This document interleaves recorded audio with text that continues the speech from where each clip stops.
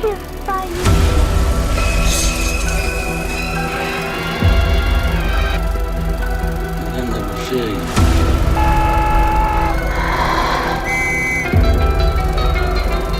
You were someone.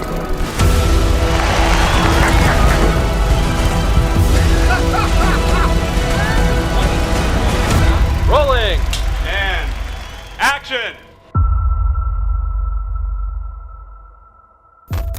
නැරඹීමෙන් එහා කියවීම. Film art තුලින් අද අපි කතා කරන්නේ ඉන්දීය බෙන්ගාලි චිත්‍රපටි අධ්‍යක්ෂකවරණි කෞසල් ගංගුලි කියන චිත්‍රපටි අධ්‍යක්ෂකවරයාගේ චිත්‍රපටයක් 2015 වෙනි තමයි මේ චිත්‍රපටය තිරගත වෙන්නේ සිනමාවාලා. මොදෙන්නේශ රාමේ සිනමන්නේශ නාමේ. কে ওখানে কে এদের জন্যই তো এতগুলো সিনেমা হল হাতে গুনে এসে থেমেছে। কথা কি বুঝছেন? রাজা রাজা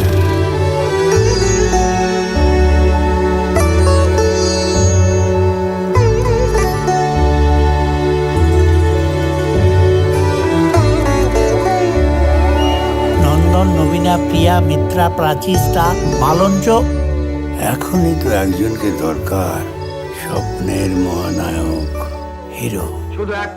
তখন বাঙালি পেল উত্তম কুমারকে। আমি যদি আর কখনো শুনেছি তুমি আমার নামে বাইরের লোকের কাছে বিলিং ঝিলিক বকেছো, এই দাসবাড়িতে আগুন জ্বলবে কিন্তু বলে দিলাম।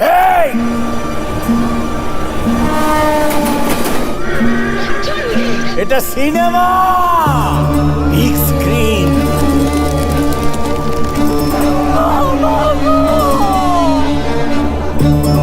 সিনেমা বলা বলা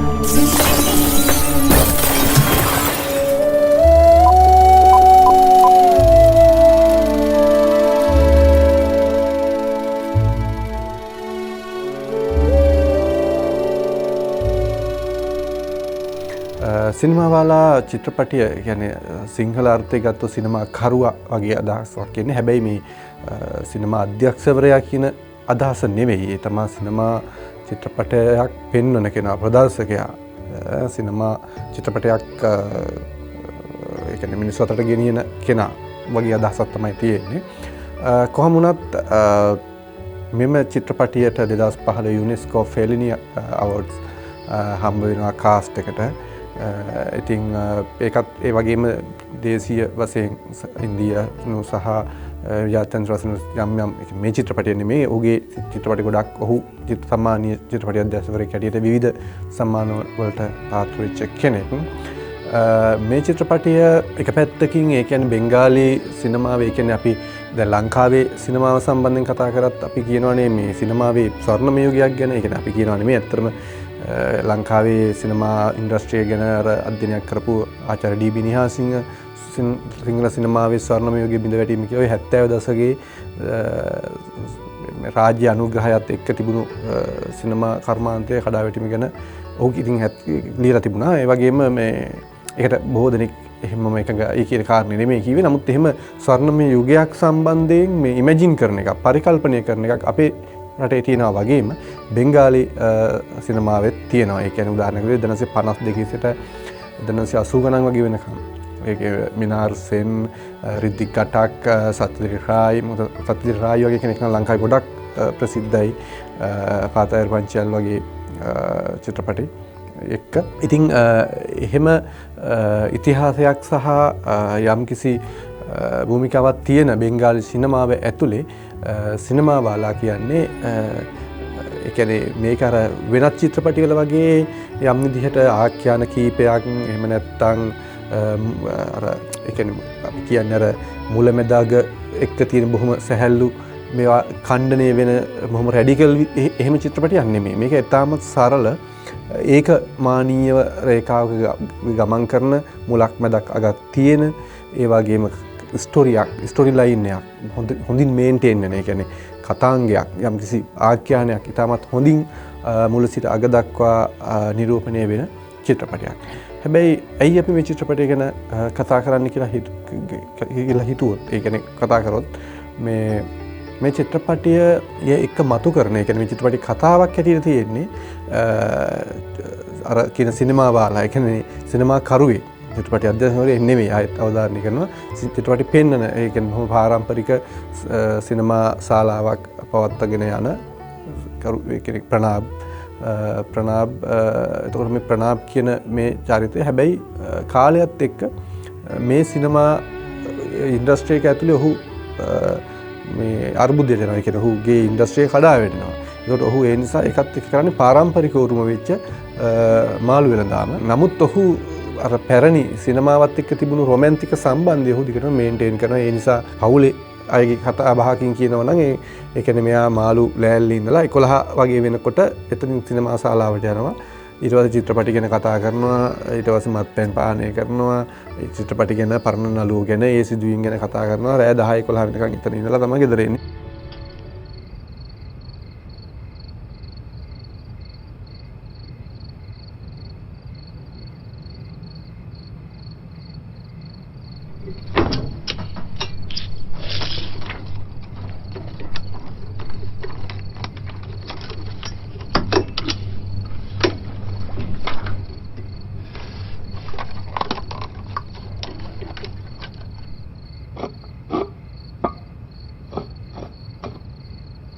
তাড়াতাড়ি কর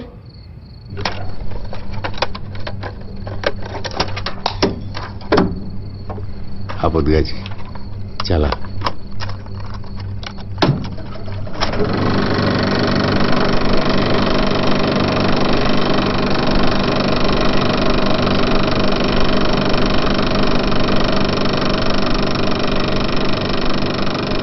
কথা কি বুঝছেন?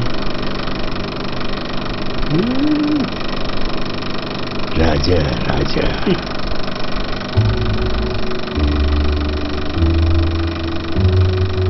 ඉතින් මේක තමයි යාගේ ජීවිතය. එතකොට එක පැත්තකින් අතීත අපි කියන නොස්ටැල්ජියා මේ කියන්නේ යම් විදිහකට මේ අතීතකාමී ආభాෂයක් අතීතකාමී දැක්මක් ඒ තුල අතීතයේ තුල අතීතයේ තිබුණු ඔහුගේ ජීවිත මේ පරිචය ඇතුලේ තිබුණු අතීතයේ යම්කිසි සම්තෘප්තිමත් ජීවිතය තුල ඔහු ඉමැජින් කරමින් ඒකත් එක්ක ජීවත් වෙනවා. හැබැයි වර්තමානයේ ඔහු බොහොම දුක්ඛිත ජීවිතයක් ගත කරනවා.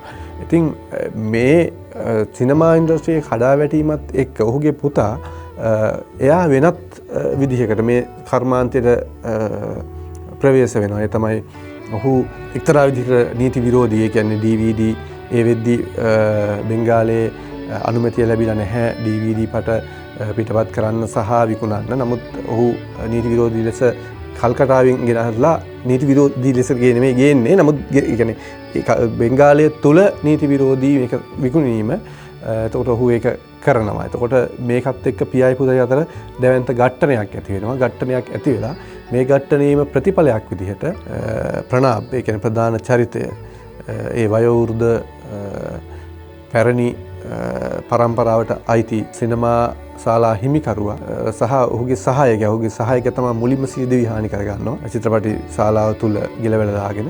ඊට පස්සේ ඒ සිනමා ශාලාවේම ගිනි තියාගෙන මේ සිනමා ප්‍රධාන චරිතය සීදෙවි හානි කරගන්නවා. ඉතින් එක පැත්තකින් මේක දැන් අපි ජනප්‍රිය ඉන්දීය සිනමාව ඇතුලේ හින්දි සිනමාව ඇතුලේ බොලිවුඩ් සිනමාව ඇතුලේ අපි අඳුනා ගන්න ජනප්‍රියාර්ථයේ සුඛාන්තයකින් බොහොම හොඳ සතුරුදායක ලෙස නිමා වෙන චිත්‍රපටයක් වෙනුවට මේ චිත්‍රපටියෙත් ඉතාමත් ඛේදවාචකයක් හැටියට දැඩි ප්‍රේක්ෂකයන්ට කම්පනයක් දනවන සිදුවීමක් හැටියට තමයි මේ දෙදෙනාගේම මරණ සලකුණු කිරීමකින් මේ චිත්‍රපටය ඉවර වෙන්නේ.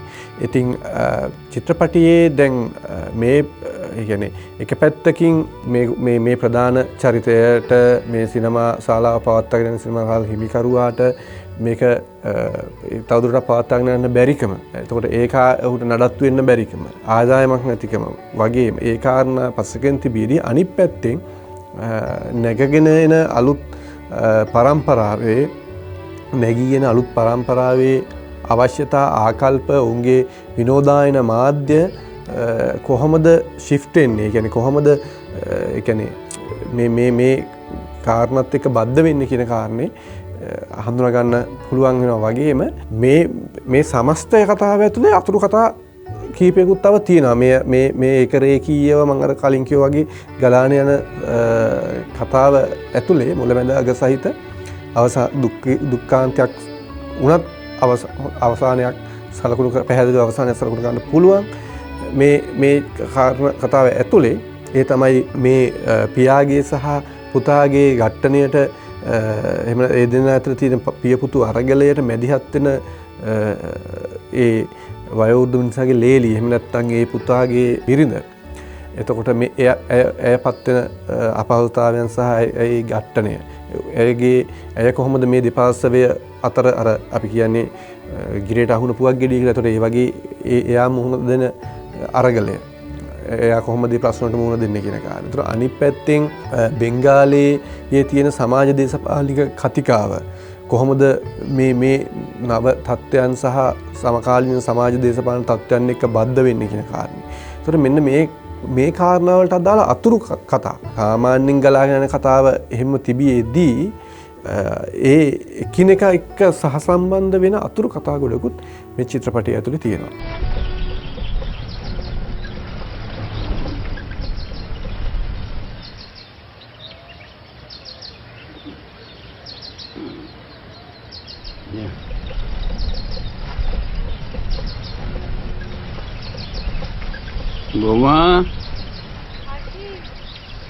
বৌমা হ্যাঁ এই যে জ্যান্ত মাগুর মাছ আছে এই অবস্থায় শিঙি মাগুর খাওয়া খুব ভালো। আড়তে যায়নি কেন? শরীর খারাপ? কোথায়?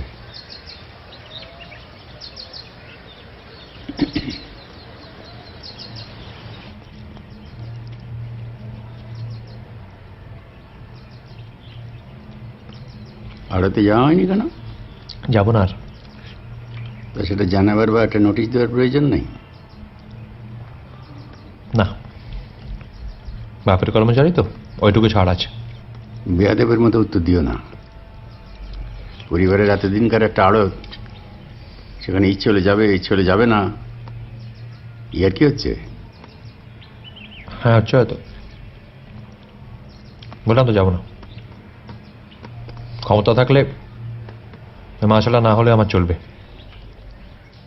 মাগুর মাছটার দাম কত জিজ্ঞেস করে নাও।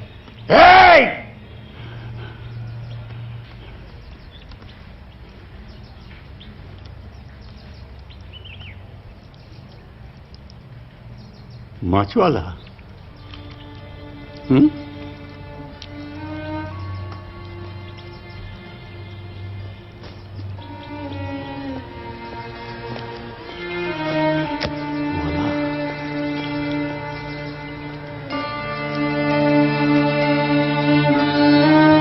අපේ ප්‍රධාන අවධානය කියන්නේ යොමු විය යුත්තේ සහ යොමු වෙන්නේ මේ චිත්‍රපටය තුලින් එක පැත්තකින් චිත්‍රපටයක් හැටියට මේ චිත්‍රපටය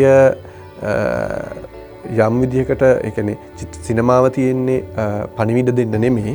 නමුත් මේ චිත්‍රපටය තුලින් අපිට කියවා ගන්න තියෙන දේවල්, අපිට අපේ ජීවිතවලට උකහා ගන්න තියෙන දේවල් මොනවද කියන කාරණේ එක පැත්තකින් සලකා බලන්න ඕනේ. අනිත් පැත්තෙන් චිත්‍රපටයක් විදිහට සිනමා කරුවා බෙන්ගාල සිනමාව ඇතුලේ අර කියන සම්ප්‍රදායික ස්වර්ණමය යයි කිව්ව යුගය, ස්වර්ණමය එක අපි ඒක විවාදපන්නයි. නමුත් ඒ කිව්ව යුගයේ සතරේශායි රිද්දික් ගටක් මේ වින්දාර්සෙන් වගේ ඒ පරම්පරාවට පස්සේ පරම්පරාවේ සිනමා අධ්‍යක්ෂවරයෙක් මේ ප්‍රශ්නවලට සෞන්දර්යාත්මකව ආමන්ත්‍රණය කරන විදිහ මේ චිත්‍රපටය තුළ අපිට කියවගත යුතුයි සහ කියවගත හැකියි. නැරඹීමෙන් එහා කියවීම. বন্ধুগণ, আজ 24তম সংক্রান্তির মেলার উদ্বোধনে বিশেষ অতিথি হিসেবে আমাদের মধ্যে প্রখ্যাত সাহিত্যিক শ্রী সলিল বরণ চট্টোপাধ্যায়কে পেয়ে আমরা সম্মানিত। অঞ্চলের সকল শুভবুদ্ধি সম্পন্ন নাগরিকদের অনুরোধ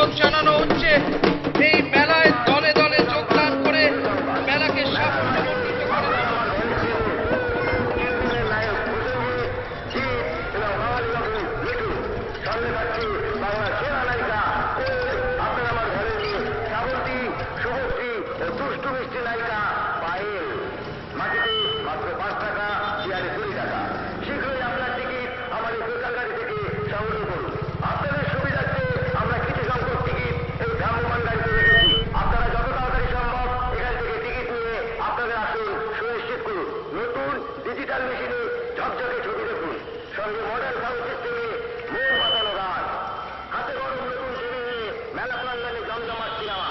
আর দেরি করবেন না, টিকিট কাটার আগে ভাববেন পরে। আসুন, ঠান্ডা হয়ে যাবে।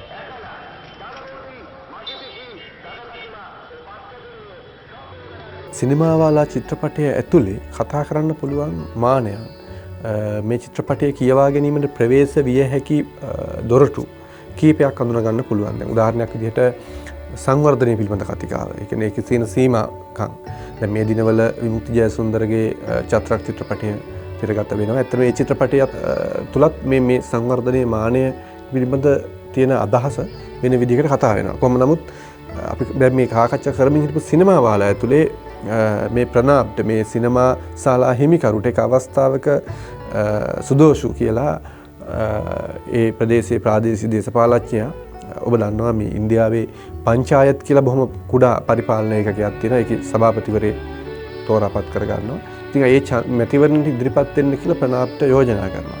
ඉතින් ඔහු ඒ යෝජනාවට ඔහු ගෞරවනීය විදිහට සැලකීම සම්බන්ධයෙන් ස්තුතිවන්ත වෙන අතරම ඔහු ඒක ගෞරවනීය විදිහටම ප්‍රතික්ෂේප කරනවා. ඉතින් නමුත් මේ සුදෝසු කියන දේශපාලඥයා ප්‍රනාප් පොළඹවා ගැනීම සඳහා කියන තමන්ගේ පක්ෂය තමන්ගේ දේශපාලන පක්ෂය තමන් නියෝජනය කරන මේ ප්‍රදේශය වෙනුවෙන් කරපු සේවය මාර්ග තැනීම වැව් 21ක් හැදුවා කියනවා, ළමා උද්‍යාන 8ක් හැදුවා කියනවා. එතකොට මේ වගේ මේ ඒ කරපු සංවර්ධනයේ ගොඩනැගිලි ගැන කියනවා. මේ සම්බන්ධයෙන් අහගෙන ඉන්න ප්‍රනාප් කියන කතාව තමයි අර සිනමා ශාලා වයෝවෘද්ධ සිනමා ශාලා හිමිකරු අසාර්ථක ව්‍යාපාරිකයා කියන කතාව තමයි ඔව් ඒවා සංවර්ධනය තමයි. ඔව් ඒවා කරා තමයි. හැබැයි මේවා දිහා බලලා මේවා අතරින් ළමයෙකුට සදාචාරාත්මක විදිහට ඇවිදගෙන යන්න පිරිපුන් මිනිහෙක් ඔළුවක් තියෙන කෙනෙක් හදන්නේ කවදාද? එහෙම කෙනෙක් හැදෙනවද කියලා. ඒතර මෙන්න මේක කියන්නේ සංවාදනය පිළිබඳ දැවැන්ත ඉදිරිගාමී අදහසක් එක විදිහකට මේ වගේ චිත්‍රපටයක් ඇතුලේ කතා කරන. මොකද අපි වගේ ලංකාව වගේ රට වුණත් අපි එක තමයි අධිවේගී මාර්ග, විශාල ක්‍රීඩාංගන, සම්මන්ත්‍රණ ශාලා, වරාය මේ වගේ දේවල් අපි හිතනවා මේ බිල්ඩින් හැදෙන මේක තමයි සංවර්ධනය. නමුත් දැන් අපි සංවර්ධනය පිළිබඳ තියෙන නිර්වචනයේ ඉතාමත් ප්‍රාථමික අදහසට ගියත් ඒ තමයි රටක අදාළ ක්ෂේත්‍රයන් වල සැලකිය යුතු වර්ධනයක් තුළින් මිනිසා ලබන දියුණුව. අන්න ඒක මිනිසා ලබන දියුණුව මේ පුරවැසියාට මොකද්ද මේකේ තියෙන්නේ? ඔහුට ඒක තියෙන අයින්ද්‍රිය සම්බන්ධය මොකද්ද කියන කාරණය මේ සංවර්ධනය පිළිබඳ තියෙන කතිකාවෙන් අයින් කරලා තියෙනවා. ඉතින් එතකොට මේ චිත්‍රපටය ඇතුළෙත් ප්‍රනාප් අහන්නේ ඒක. මොකද මේ බිල්ඩින් හැදුනට මේ පාරවල හැදුනට මේව කොන්ද කෙලින් තියාගෙන ඇවිදගෙන යන්න පුළුවන් මිනිහෙක් හදන්න අපිට පුළුවන් වෙලා තියෙනවද කියන එක. දැන් ඒක සංවර්ධනය පිළිබඳ තියෙන කතිකාවේ හැමතැනටම වගේ අදාළයි. ඉතින් හැබැයි ඊළඟට එන ගැටලුව තමයි මේ චිත්‍රපටය තුළම තියෙනවා අයිඩියාස් සහ අයිඩියොලොජි අතර තියෙන වෙනස. ඒ තමයි දැන් එක පැත්තකින් මේ ප්‍රනාප් එහෙනම් සංවර්ධනය ගැන, ඒ ඉදිරිගාමිත්වය ගැන අනාගතවාදී දැක්මකින් උළුල් මිනිහෙක් හදන්න ඕන කියන තැනින් කතා කරන කෙනාම ඒ කෙනාටම බැරි වෙනවා මේ තමන් නියැල්ලා හිටපු තමන් ආදරය කරන සිනමා කර්මාන්තය මේ ඉන්ඩස්ට්‍රි එක වෙනස් වෙනවා. එතකොට ඒක කාලයත් එක්ක ඒකට ඒ කාලානුරූපව වෙනස් වෙන වෙනස්වීම් වලට තාක්ෂණික වශයෙන් වෙනස් වෙනවා, ප්‍රේක්ෂකයෝ වෙනස් වෙනවා. එතකොට ඒ වෙනස්කම් වලට මුහුණ දෙමින් මේ අභියෝගය ජයගත යුතුයි නේද කියන කාරණේ ඔහුට මග ඇරෙනවා. ඒක තමයි අර කියන්නේ. ඒ කියන්නේ අදහස් ඇතුලේ ඔහු හරිම ඉදිරිගාමී, හරිම ප්‍රගතිශීලී, හරිම ඒ කියන්නේ සංවර්ධනය පිළිබඳ ඉතාම ඉහළ අදහසක්. ඉතින් මේ අදහස කතා කර ඉන්න පුළුවන්. හැබැයි ව්‍යවහාරිකව ඒ තමයි අර අයිඩියොලොජි කියලා අපි කියන්නේ. ඒ කියන්නේ අදහස් ඇතුලේ, අයිඩියාස් ඇතුලේ ඕනම දෙයක් ගැන කතා කරන්න පුළුවන්. ඒ ගැන මේ තර්ක කරන්න පුළුවන්. ඒක එක දැවැන්ත අපි අර කියන්නේ පොරටෝ කියලා. ඉතින් එහෙම දෙන්න පුළුවන්. හැබැයි තමන්ගේ ඇත්ත ජීවිතය ඇතුලේ මුහුණ දෙන ප්‍රශ්නේදී තමන් ඇත්ත ජීවිතයෙන් ඒ කාරණයට ගොඩ දාන්න. ඒ කියන්නේ ඒ කාරණය යථා බවට පත් කරන්න තමන් ඇත්තටම ජීවිතය දෙනවද? තමන් ඇඟ දෙනවද? අපි අර කියන්නේ තමන් ඒ කියන්නේ තමන් ඒ වෙනුවෙන් පෙනී ඉන්නද, ඒ වෙනුවෙන් වැඩ කරනවද කියන කාරණේදී ප්‍රනාප් එතන නැහැ. ඒතර මෙන්න මේ ඝට්ටනියත් අපිට මේ චිත්‍රපටය තුළ කතාවට ගන්න පුළුවන්, සාකච්ඡාවට ගන්න පුළුවන් කාරණයක්.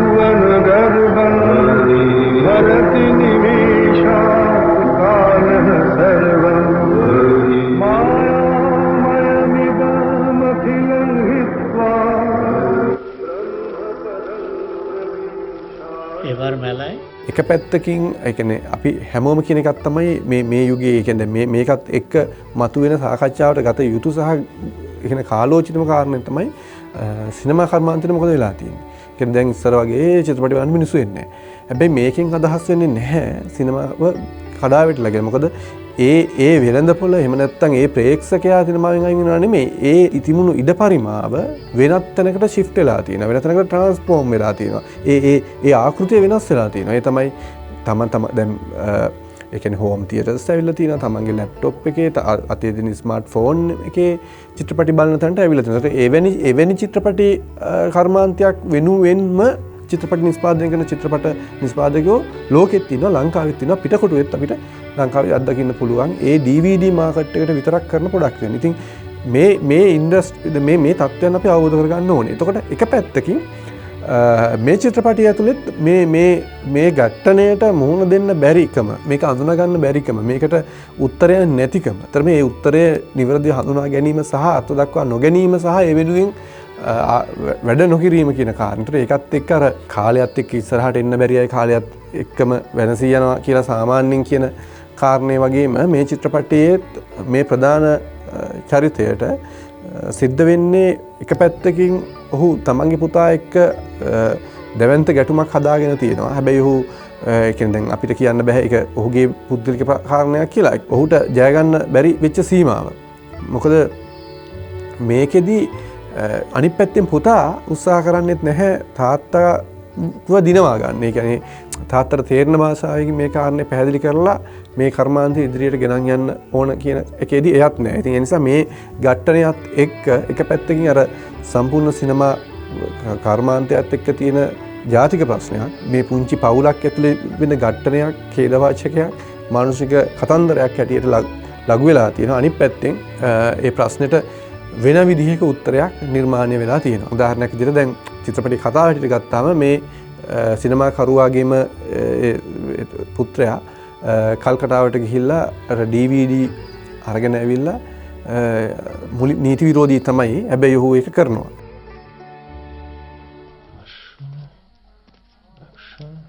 হ্যাঁ দাও তো।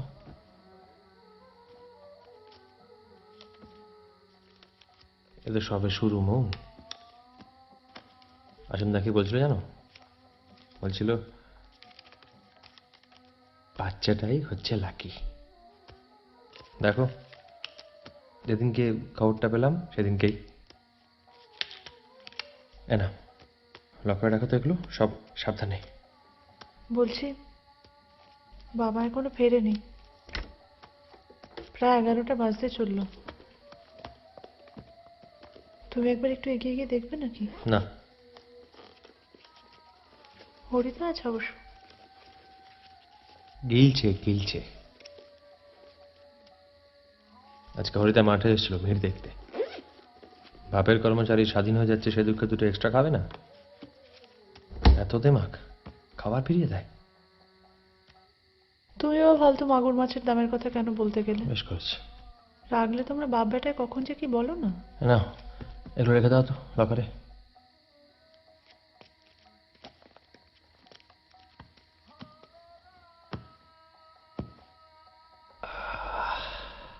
আইসক্রিম সোলার ফ্যাক্টরিটা 2 মাস হলো বন্ধ পড়ে আছে। সেটটা গিয়ে দেখে এসেছি। එතකොට ඒක ඇතුළේ ඔහු අපිට පෙන්නන චිත්‍රපටය අවසාන වෙනකොට අධික ලාභ ලබනවා. ඔහු අලුතෙන් වීඩියෝ DVD කඩසාප්පුව සංකීර්ණයක් අරින්න සැලසුම් කරනවා. එක පැත්තකින් ඔහුගේ බිරිඳට අලුතෙන් දරුවෙක් ලැබෙනවා. ඒ තමයි අනාගතවාදී ඒ කියන්නේ අනාගත ආයෝජනයේ ප්‍රතිඵලය කියලා එකක් සංකේතවත් වෙනවා එක පැත්තකින්. එතකොට මෙන්න මේ කාරණය චිත්‍රපටය තුළ ඉතාමත් ඒ කියන්නේ මේ දැඩිව සහ යම්කිසි විදිහකින් මේ මුළු චිත්‍රපටය පුරාම සාකච්ඡාවට ලක් වෙනවා. එක පැත්තකින් සංවර්ධනය පිළිබඳ කතිකාව, අනිත් පැත්තෙන් අර අදහස් සහ දෘෂ්ටිවාදය, අයිඩියාස් සහ අයිඩියාස් අතර තියෙන ඩිෆරන්ස් එක, අනිත් පැත්තෙන් අයිඩෙන්ටිටි ක්‍රයිසිස් එක. ඒ කියන්නේ එක පැත්තකින් මිනිස්සු තමන් කරමින් ඉන්න දේවල්, තමන් සමාජය තුළ ගෞරවණීය විදිහට තමන්ගේ නම ලියලා තියෙන විදිහ ආරක්ෂා කරගන්න දරන කැපකිරීම. දැන් උදාහරණයක් විදිහට මේ චිත්‍රපටයේ මේ සිනමා ප්‍රනාප්ට ඒ කියන්නේ මේ සිනමා ශාලා හිමිකරුට සුදෝසු කියන අර දේශපාලඥයා යෝජනා කරාම ඔබ ඉදිරිපත් වෙන්න මැතිවරණයට කිව්වහම ඔබට මිනිස්සු ගොඩක් කැමති කිව්වහම ඔව් මට මිනිස්සු කැමති මට මිනිස්සු ගරු කරනවා තමයි ඔව් හැබැයි ඒ ගරු කරන මිනිස්සු මැතිවරණදාට පහවදා දෙපැත්තට බෙදෙයි අර එහෙම එතකොට එයා ඒ නිසා මට මේ ගෞරවණීයත්වය හොඳයි ඔහුට සිනමා ශාලා පරණ හිමිකරුවෙක් හැටියට හෝ ප්‍රදේශීය ගෞරවනීය මිනිහෙක් හැටියට තියෙන එක එයාට රැක ගන්න ඕන අනිත් පැත්තෙන් මේ චිත්‍රපටයේ දැන් තමන්ට අසාර්ථක වෙනකොට තමන්ට මොකද්ද කරන්න පුළුවන් තමන්ට මේකත් එක්ක ඉස්සරහට යන්න පුළුවන්ද බැරිද අන්න එතනදී ඔහු අසාර්ථකයි කියන එක ඔහු පිළිගන්නවා වෙන විදිහකට පිළි අරගෙන ඒකට හැබැයි උත්තරේ තමයි ජීවිතෙන් චිත්‍රපටය තුළ ඔහු ඒ ජීවිතෙන් පලා යන එක තමයි කරන්නේ නැරඹීමෙන් එහා කියවීම චිත්‍රපටය තුළ මම කලින් කිව්වා වගේ ගෞරවනීය මිනිහෙක් හැටියට තියෙන ඩෙන්ටිටි එක. තව ඒ කියන්නේ මේ සිනමා ශාලාව තුළ ප්‍රොජෙක්ටරය කරකවන ඒ කියන්නේ ක්‍රියාත්මක කරකවන කෙනා හැටියට තියෙන ඩෙන්ටිටි එක. එතකොට මේවා අර්බුදයට ගියාම උන්ට මොකද්ද කරන්න බෑ. දැන් මේක වෙනත් චිත්‍රපටිවලත් අපි දැකලා තියෙනවා. ඒ කියන්නේ සෝසෑන් රිඩෙම්ප්ෂන් වගේ චිත්‍රපටියක අර හිරකාරයෙක් ඒ කියන්නේ රැඳවියෙක් නිදහස ලබනවා. එතකොට බොහෝ දෙනා අපි සාමාන්‍යයෙන් අපි කියන එක තමයි සිරකරුවෙක් නිදහස ලබනවා කියන්නේ ඉතින් හොඳයිනේ. හිර දඬුවම් ඉඳලා නිදහස් වෙනවා. සමාජයට එනවා. හැබැයි ඒ සිර ලබපු කෙනා මගදී සියදි විහානි කර ගන්නවා. ඇයි ඔහුට සිරගිය ඇතුළේ තිබුණු අනන්‍යතාවය. ඔහු සිරගියේ හිටපු පුස්තකාලයේ බාරව හිටපු කෙනා. එතකොට එයාට ඒක නෑ දැන්. ඒකට එවැනි පිළිගැනීමක් රැඳවියන්ගෙන් තිබිච්ච පිළිගැනීමක් එයාට එළියේ නෑ. ඒකට මෙන්න මේ වගේ තමයි මේ චිත්‍රපටිය ඇතුළේ මේ අය යම් අනන්‍යතා අර්බුදයක ඉදිරිය කාලයත් එක්ක ඉස්සරහට යන්න බැරිකමේ අර්බුදයේ ඉන්නවා. දැන් උදාහරණයක් විදිහට ඉතාමත් ස්ට්‍රෝං ඒ කියන්නේ බොහොම මේ ප්‍රබල සංවාද ටිකක් මේ චිත්‍රපටිය තුළ තියෙනවා. ඒ කියන්නේ මේක අපි සිංහල සිනමාවේ ගොඩක් දෙනෙක් අවිවාදයෙන් කියන වැලිකතර තිස්ස අබේසේකර සූරීන්ගේ චිත්‍රපටයක් වෙච්ච වැලිකතර චිත්‍රපටිය මේ ප්‍රබල සංවාද ඩයලොග් තියෙනවා. ඉතින් ඒ වගේම මේ චිත්‍රපටියෙත් අපි කතා කරමින් ඉන්න සිනමා වාලා චිත්‍රපටිය ඇතුළෙත් මේ සිනමා ශාලා හිමිකරුවා සහ ඔහුගේ සහායකයා ඔහුගේ සිනමා ශාලාවේ ප්‍රොජෙක්ටරය ක්‍රියාත්මක කරපු කෙනා අතර තියෙන සංවාදය. දැන් ඔවුන් මේ සිනමා ශාලා හිමිකරු කියනවා මේ උත්තම කුමාර් කියලා ඔහුගේ මේ පැරණි මේ සිනමා ශාලාව විවෘත කරන දවසේ ආපු ප්‍රධාන තරුවක් ගැන. එතකොට ඒ තරුව එක්ක එයා කියන කාරණේ තමයි මේ දැන් එයා මෙහෙම ආවා. ඉතින් මේකට එච්චර උනන්දුවක් දක්වන්න නැති වුණාම අර සහායකයා ඇයි ඔබ අහන්නේ නැද්ද මේ ගැන කියලා අහපුවාම කියනවා සර් ඔක මට 37 වතාවක් කියලා තියෙනවා. ඊට පස්සේ එයා පොඩ්ඩක් ෂොක් වෙනවා. නමුත් ආපහු කියනවා. එහෙම කියලා ඒ උත්තම කුමාර් කියන ඒ රංගන ශිල්පියාගේ ඒ කාලේ ඔහුගේ කාලේ තරුවක් කියලා හිටපු කෙනාගේ හඬපටයක් දානවා. ඒ හඬපටයත් මෙයා උනන්දු වෙන්නේ නැහැ. ඒයි කියලා අහපුවම මම ඔක 200 වතාවක් අහලා තියෙනවා. එතකොට කියලා කියනවා. එතකොට මේ වගේ මේ ඩයලොග් ඊට පස්සේ එක පැත්තකින් සංවර්ධනය පිළිබඳ වගේම ප්‍රදේශයේ දේශපාලනික වාතාවරණය දැන් ආපහු මැතිවරණත් එක්ක මේ ස්ත්‍රී දූෂකයෝ අපරාධ මංකොල්ලා කෑම මේ අපරාධ වැඩි වෙලා තියෙනවා. ළමයි ගෙවල් වල ළමයින්ට නිදහස නැහැ. ඊට පස්සේ ගෙවල් වල අස්සන්න වෙනකොට ගොඩ ගැහෙන්නේ වෙඩි බේත්. එකිනෙකා කෑ කොටා ගන්නවා. යාළුවෝ තරහ වෙනවා. මිනිස්සු අතර කටුකම්බි වැටවල් බැඳෙනවා. උඹට ඒක තේරුණාද කියලා. එතකොට සහායක කියන්නේ නැහැ කියලා. තක්කඩිය කියලා එතකොට බනිනවා. එතකොට මෙන්න මෙහෙම. ඒ කියන්නේ ඒ තමයි තමන්ගේම වූ ලෝකයක් ඇතුලේ තමන්ගේ පරමාදර්ශනිකක් ඇතුලේ එක පැත්තකින් මේ චරිතය ජීවත් වෙනවා. අනිත් පැත්තෙන් යථාර්ථයක නෙමෙයි බෙන්ගාලයේත් ලංකාවෙත් සාමාන්‍ය ඩේ ටු ඩේ ජීවිතය ඇතුලේ අපිට මුහුණ දෙන තත්ත්වයන් එහෙම නෙමෙයි. එතකොට ඒ නිසා අන්නේ ඒ ගැට්ටනේ.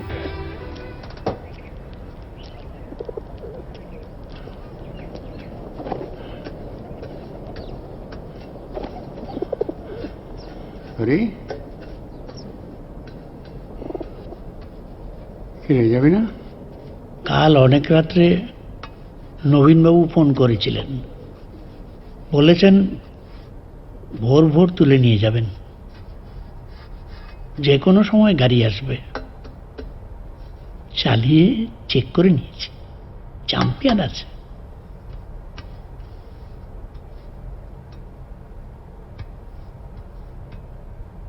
একটু ভদ্র করে দি, লোকের বাড়ি যাচ্ছে তো। মাসের আড়তটা আজ আপনি একাই সামলে নিন কর্তা। 23 বছর বয়সে এই ঘরটাতে ঢুকেছি, একটু থাকি না।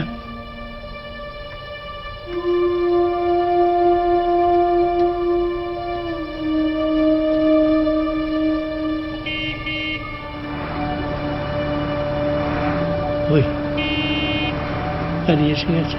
අනෙක් අතර අපි දන්නවා ඒ කියන්නේ අලුත් යම්කිසි ඉන්ඩස්ට්‍රී එකක් යම්කිසි කර්මාන්තයක් යම්කිසි වෙළඳපොළක් කඩා වැටෙනකොට ඒකට අවශ්‍ය කරන ඉඩ ප්‍රස්ථා ඒ කියන්නේ ඒකත් එක්ක තියෙන ඒකේ අණු පිටපත්තට වෙන්න පුළුවන් ඒකත් එක්ක තියෙන අතුරු ව්‍යාපාරික අවස්ථා හැටියට වෙන්න පුළුවන් ඒක මතුවෙන ඒක සාමාන්‍ය ලෝක ස්වභාවය. ඒතර මේකත් එක්ක මේ එන DVD මේක වෙළඳපොළට මෙයාගේ සිනමා කර්මාන්තේ කඩා වැටිලා අලුතෙන් මතුවෙන තමන්ගේ පුතා නායකත්වය දෙන ඒ ප්‍රදේශයේ ඒ වෙළඳපොළ සම්බන්ධයෙන් තියෙන බිඳින්න නොහැකි ඔහුගේ මනසේ තියෙන අර්බුදය තමයි මේක නීති විරෝධී. මේක මංකොල්ලයක් කියන එක. හැබැයි ඒ වෙළඳපොළට අවශ්‍ය කරන නීතිමය ප්‍රතිපාදන හදනවා කියන කාරණේ ආයෝජනය කළ යුතු ආයෝජක ගෙන්විය යුතු ආයෝජනය යෙදවිය යුතුයි කියන කාරණේ ඔහුගේ සංකේතීය සිතීම සීමාවේ නැහැ. එතකොට මෙන්න මේකත් යම් විදිහකට සාකච්ඡාවට ලක් වෙනවා මේ චිත්‍රපටය ඇතුලේ. අනෙක් අතට මේ චිත්‍රපටය තුල ඒ කියන්නේ තාමත් ඒ කියන්නේ අපි කියන අර සිනමා රූපී බව ඒ කියන්නේ සිනමැටෝග්‍රැෆි පැත්තෙන් බැලුවොත් වර්ණ සංයෝජනය පැත්තෙන් බැලුවත් ඉතාමත් ප්‍රබල හැඟීම් දනවීමේ හැඟීම් දනවන විදිහට නිර්මාණශීලීව මේ කාර්ය කරන්න චිත්‍රපටි අධ්‍යක්ෂකවරයා සමත් වෙලා තියෙනවා. දැන් උදාහරණයක් විදිහට මේ චිත්‍රපටයේ මේ සිනමා ශාලා හිමිකරුවා සියදිවි හානි කරගන්නවා කියන කාරණේ ඒක එක පැත්තට ගින්නෙන් පිරිස්සෙනවා හෝ කියන කාරණය ඒ කියන්නේ ඒක සාමාන්‍යයෙන් ගින්නෙන් මිනිහෙක් දැවෙනකොට ඒ තියෙන විෂුවල්ලි අපිට දනවන යම්කිසි ප්‍රචණ්ඩ අපුලක් දනවන යම්කිසි විදියට ඒක ප්‍රියජනක දසුණක් නෙමෙයි. ඉතින් එවැනි එකකට මේ සිනමාකරුවා අපිව තල්ලු කරන්නේ නැහැ. හැබැයි ඔහු ඉතාමත් සංකේතාත්මක සංඥාර්ථ විදිහට ප්‍රබල ප්‍රේක්ෂකයා ප්‍රබල කම්පැනිට ලක් කරන විදිහට මේකේ චිත්‍රපටියේ ඒක භාවිතා කරනවා. ඒ තමයි මේ සිනමා ශාලා හිමිකරු සියදිවි හානි කරන්න කලින් මිය යන ඔහුගේ සහායකයා සිනමා ශාලාව තුල ගිලවැල්ලාගෙන මිය යනවා. එතකොට ඒ සිද්ධිනුත් ප්‍රකම්පිතව ඒකිනුත් කම්පැනිට ලක් වෙලා තමයි මේ සිනමා ප්‍රනාබ්ව සියදිවි හානි කරගන්නේ ගිනි තියාගෙන. ඔහු ගිනි තියාගන්න එක ප්‍රේක්ෂකයා හැටියට දනවන්නේ සිනමා ශාලාව ඔහුගේ පැරණි සිනමා ශාලාවේ ඇතුළත දර්ශනයකින්. ඒ ඇතුළත දර්ශනයේ පෙන්වන්නේ එක්සිට්. ඒ කියන්නේ සාමාන්‍යයෙන් සිනමා ශාලාවේ සිනමා කෘතියක් නරඹලා ප්‍රේක්ෂකයා පිට වෙන දොරටුවෙන් තමයි මේ සිනමා ප්‍රනාබ් එහෙම නැත්නම් සිනමා ශාලාවේ හිමිකරු ඇතුල් වෙන්නේ. එතකොට ප්‍රේක්ෂකයාට යම්කිසි සංඥා දනවනවා පිටවීම කියන තැනින් ඇතුල් වෙනවා නම් ඇතුල්වීම. ඒ කියන්නේ එතකොට ඔහු පිට වෙලා ඇත්තරම. ඒ කියන්නේ ඔහු ඇතුල් වෙන ලෝකයකට වෙන දෙයකට. ඒ කියන්නේ ඔහු දැන් මරණයට සූදානම් වෙන හැම නැත්නම් මරණයේ මාර්ගයට ප්‍රවේශ වෙලා කියන වගේ ඉඟියක් තමයි එතන දෙන්නේ. එතකොට අනිත් පැත්තෙන් ඊට පස්සේ ඔහුට ආමන්ත්‍රණය කරනවා. ඔහුට අඬ ගහනවා. අර කලින් ඔහුගේ සහායකයා කලින් මියගිය සහායකයා එන්න අපි යමු. අපි ඉර බහින්න ළඟයි අපිට පුළුවන් තාක් දුර අපි යමු. ඒක තමයි අවසානට කියන්නේ. ඊට පස්සේ ප්‍රේක්ෂකයාට පෙන්වන්නේ ඒ සිනමා තිරේ මේ දෙදෙනා ඈතින් ඈතට ඇවිදගෙන යන දර්ශනය. ඉතින් එතකොට මෙන්න මේ වගේ ඒ කියන්නේ ඒ කියන්නේ සංඥාර්ථ සංකේත රූපමය භාෂාව ඇතුලේ සිනමා අධ්‍යක්ෂකවරයා මේ චිත්‍රපටය ඇතුලේ ඉතාමත් නිර්මාණශීලී විදිහට Tamanට ඕනේ ආඛ්‍යානය කියලා තියෙනවා.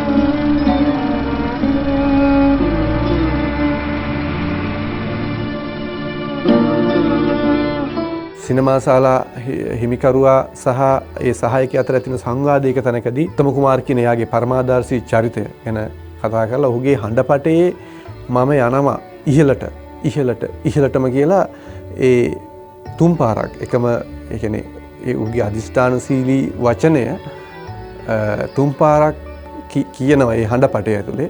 ඒ කියවීමත් එක්ක දැන් අපිට ප්‍රේක්ෂකයා ඒ වෙනකොටත් දන්නවා මේ 70 දශකයේ හෝ ඒ බෙන්ගාලි සිනමාවේ අර කියන ස්වර්ණමය යුගයේ ඉන්න තරුවක් දැන් එයත් නෑ මේ ඉන්ඩස්ට්‍රි එකත් දැන් කඩා වැටලා මේ ඉහළට යනවා කියලා කාරණා කිව්වට මේ ප්‍රැක්ටිකලි දැන් මේ පහළට තමයි යන්නේ.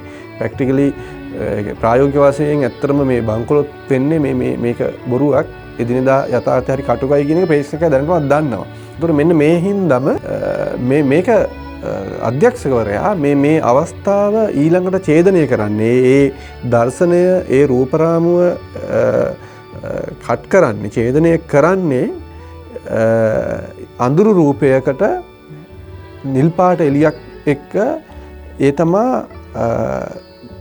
මේ ප්‍රනාබ්ගේ පුතා ප්‍රකාශ් අර කල්කටාවේ ඉඳලා DVD බෑග් දෙකක් අරගෙන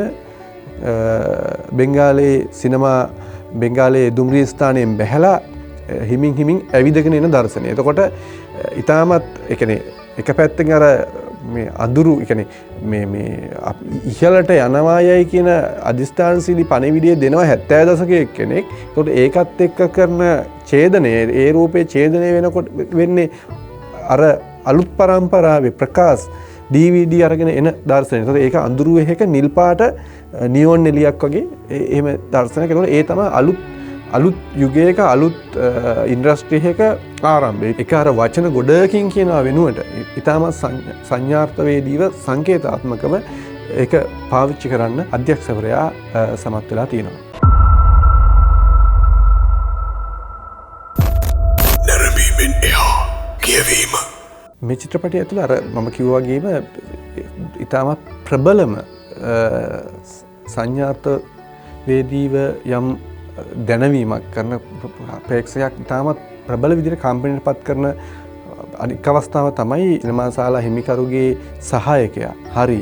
එයා සීදිවි හානි කරගත්තට පස්සේ ඔහුගේ මෘතදේහය ඔහුගේ මිනි පෙට්ටිය අරගෙන පාරේ යන අපි කියන අවමංගල්‍ය පෙරහැර. ඒතකොට මේ අවමංගල්‍ය පෙරහැර එද්දි ප්‍රකාශ්ගේ කියන අලුත් පරම්පරාවේ සිනමා ශාලා හිමිකරුගේ පුතාගේ චිත්‍රපටි ප්‍රදර්ශනයට අදාළව ප්‍රචාරණය කරන බයිසිකලයක්.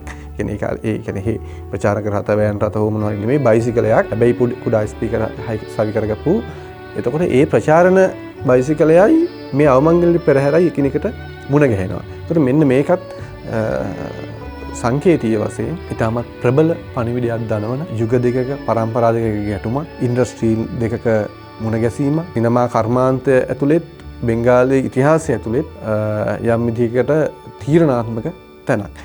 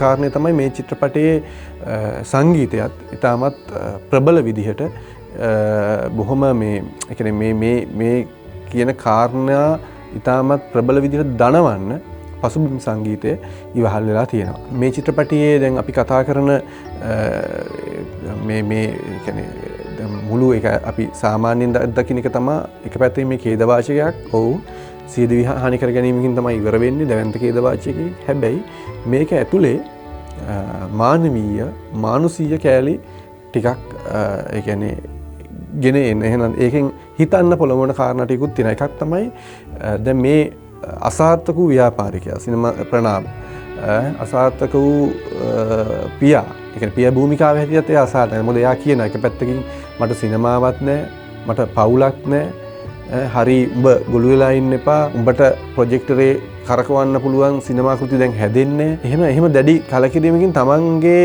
අසාර්ථකත්වය එහෙම නැත්නම් තමන්ට අනාගතය යටත් එක් මුණ දෙන්න බැරිකම පිළිගන්නවා. අරගෙන එහෙම ඉන්න ගමන්ම අනිත් පැත්තෙන් ඔහු කියන එක තමයි ඒ කියන්නේ අර සංවාදනය පිළිබඳ ඉදිරි දැක්ම ගැන කතා කරනවා වගේම ඔහු තමන්ගේ පුතාත් එක්ක යම්කිසි උත්සාහ කරනවා යම් මේ ආදරණීය පියෙක් වෙන්න. එහෙම නැත්නම් යම් විදියකට මේක පුතාට තේරුම් කරලා දෙන්න. ඒතකොට ඒකට එයාගේ අත්දැකීම් ඇතුලේ කතාවකුත් කියනවා පුතාට.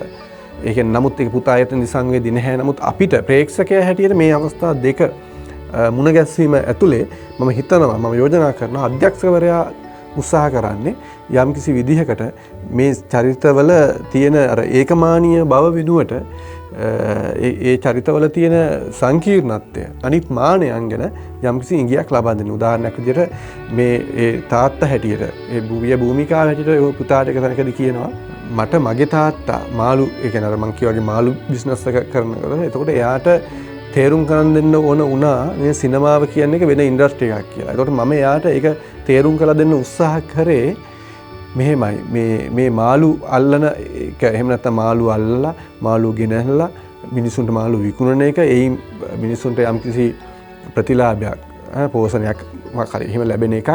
මෙන්න මේ කාරණේ යා සිනමා ඉන්ඩස්ට්‍රි එකට අදාළව ගලපනවා. ඒ කියන්නේ සිනමාව මේක මහා මුහුද. එතකොට මේකෙන් යම්කිසි මාළු අල්ලනවා වගේ අපි යම්කිසි සිනමා කෘති ප්‍රමාණයක් මෙහෙම සිනමා චිත්‍රපටියක් අපි ගන්නවා. අරගෙන මෙහෙම අපි ප්‍රදර්ශනය කරනකොට කට්ටිය මාළු ගෙනියන්න එනවා වගේ ඇවිල්ලා බලනවා. එතකොට මෙන්න මේ විදිහට තමයි මම මගේ පියාට මේ කාරණේ පැහැදිලි කරේ. එතකොට ඒකෙන් මට ඉඩ ලැබුණා. හැබැයි අවාසනාවකට උඹට බැරි වුණා මට මේක පැහැදිලි කරන්න කියන එකකුත් යම් විදිහකට මේ පියා මේ අසාර්ථක ව්‍යාපාරික අසාර්ථක සිනමාකරුවා සිනමා වාලා චිත්‍රපටි හැටියට කිව්වොත් තමගේ පුතාට කියනවා. හැබැයි පුතා ඒ වෙද්දිත් ඔහු සූදානම් නැහැ තාත්තා කියන්නේ මොකක්ද කියන එක තේරුම් ගන්න සහ ඒ පියපුතු ගැටුම ඇතුලේ තමන්ගේ භූමිකාවත් යම්කිසි වරදක් තිබ්බා කියලා අඳුන ගන්න. ඉතින් මෙන්න මේ හේතුව නිසා මේ චිත්‍රපටයේ ඒ වගේ අතුරු කතා දැන් උදාහරණයක් වශයෙන් මේ තරුණ ප්‍රකාශ්ගේ කියන්නේ මේ සිනමා ශාලා හිමිකරුවගේ පුතාගේ බිරිඳ එයත් මේ දෙන්න අතර තියෙන ගැටුමේ බොහොම මේ දැඩි පීඩාවට පත් වෙන කෙනෙක්. ඒතකොට එයත් එක තැනකදී තාත්තට කියනවා මේ තාත්තා කෑම කන්නේ නැත්නම් මං කන්නේත් නෑ කියලා. එතකොට තාත්තා අනිත් පැත්තට අහන කතාව තමයි උදේ ඉවරට ගෙන ආපු කෑම එකේ ගාන කීයද කියලා. එතකොට දෙගොල්ල සෑහෙන අපහසුතාවයට පත් වෙනවා. ඒ කියන්නේ එක පැත්තකින් මේ ඒ කියන්නේ පවුල් කුටුම්බය ඇතුළයි මේ එළියයි දැන් අපි හිතනවා සමහර දේවල් දේශපාලනික කාරණා මේ දේවල් මේ එළියේ තියෙන ප්‍රශ්න පවුල්ලට ගේන්න ඕනේ නෑ මේවා. නැත්නම් පවුලේ ප්‍රශ්න එළියට ගෙනියන්න ඕනේ නෑ කියලා. හැබැයි මිනිසුන්ගේ ජීවිතය එහෙම වෙන් කරන්න බෑ. මේ ඒ කියන්නේ පවුලෙන් පිටත යථාර්ථය, පවුල තුල යථාර්ථය මේ සම්බන්ධකම් එකිනෙකට හරි සම්බන්ධයි. ඉතින් ඒ නිසා එක පැත්තකින් මේක පවුලක් කේන්ද්‍ර කරගත්ත සිනමා කෘතියක ආඛ්‍යානයක් වුණාට එක පැත්තකින් ඉන්දියාවෙමත් එක පැත්තකින් බෙන්ගාලියෙත් අනිත් පැත්තෙන් අපිට ඕන ලංකාවටත් අදාළ කරගන්න පුළුවන් මේ සිනමා ඉන්ඩස්ට්‍රි එකෙත් මේ තියෙන කාරණා එක. මොකද ලංකාවෙත් විශේෂයෙන්ම කළු ජූලිය වගේ කාලවල සිනමා ශාලා ගිනි තැබීම මේ වගේ කාරණා එක්ක මේ ඉන්ඩස්ට්‍රි එකත් එක්ක යැපිච්ච සෑහෙන පිරිසකට රැකියා අහිමිවීම ඔවුන්ගේ පවුල් වලට මුහුණ දෙන්න වෙච්ච දුක්ඛ දෝමනස්යන් මේවයි කතන්දර ගොඩාක් තියෙනවා. හැබැයි අපි ලංකාවේ සිනමාකරුවෝ මේ ප්‍රශ්න මේ ලංකාවේ සිනමාකරු චිත්‍රපට හදලා තියෙනවා. නමුත් මේ කාරණා වලට අදාළව ඔවුන් උනන්දු වෙලා නැහැ මේ ඉන්ඩස්ට්‍රි එක ඇතුලේ මාජිනලයිස් වෙන. එහෙම නැත්නම් මේ ඉන්ඩස්ට්‍රි එකෙන් විසි වෙන අවතැන් වෙන මේකේ පීඩාවට පත් වෙලා කාලයත් එක්ක වැළලී යන අයගේ කතාව, ඒගොල්ලන්ගේ ඛේදවාචක, ඒගොල්ලන්ට කියන්න තියෙන කතාව සිනමාවට නගන්න, එහෙම නැත්නම් වෙනස් සාහිත්‍යයට, කලාකෘතියකට ගේන්න, සංවාදයට ලක් කරන්න මෙහෙම ප්‍රශ්න තියෙනව නේද කියන එක හඳුනා ගන්න. ඉතින් කොහොම වුණත් සිනමාවාලා චිත්‍රපටය තුළ මේ එක පැත්තකින් සෞන්දර්යාත්මකව රූපරාමු එක්ක කියන ඛේදවාචකයක්, මානවීය ඛේදවාචකයක්, අනිත් පැත්තෙන් කර්ම කියන්නේ වාණිජ ප්‍රාග්ධනයත් එක්ක සංවර්ධනයේ යම් කාල පරාසයක්, ඒ කියන්නේ සංවර්ධනයේ ගාමක යුගයක යම් කාල පරිච්ඡේදයක පැතිකඩක්, හරස්කඩක් මේ චිත්‍රපටය තුළ පෙන්නනවා වගේම අනිත් පැත්තෙන් ඉතාමත් ප්‍රබල හැඟීම් දනවන විදියට මේ චිත්‍රපටය තුළ ප්‍රේක්ෂකයා ඉතාමත් කම්පනයට පත් කරන විදියට මේ තුළ ප්‍රේක්ෂකයාට හිතන්න, නැවත හැරී බලන්න තියෙන කාරණා ගොඩාක් ඉතිරි කරමින් මේ චිත්‍රපටය ඉවර වෙනවා.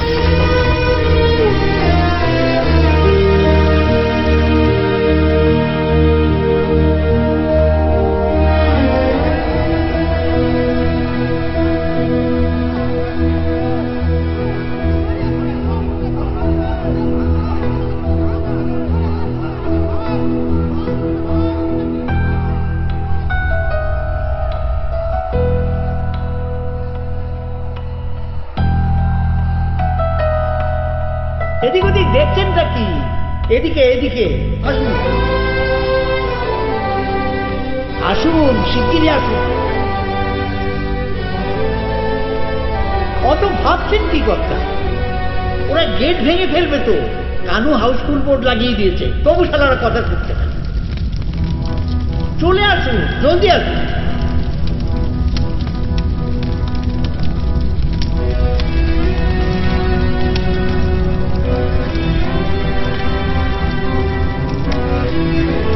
চলে আসুন শিগগির, শিগগিরই চলে আসুন।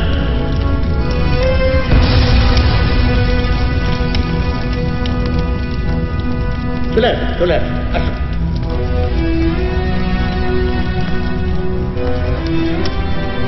সিঁড়ি আছে, দেখে উঠবেন।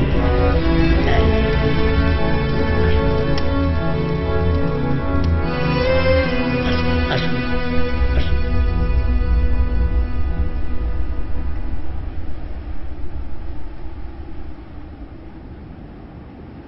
চলুন।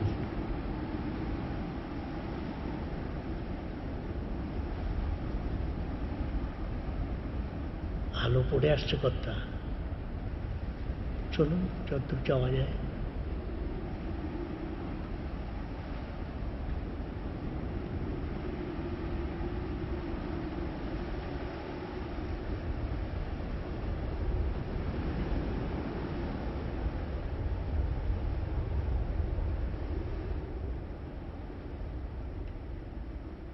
අද කතා කරේ සිනමා වාලා චිත්‍රපටය.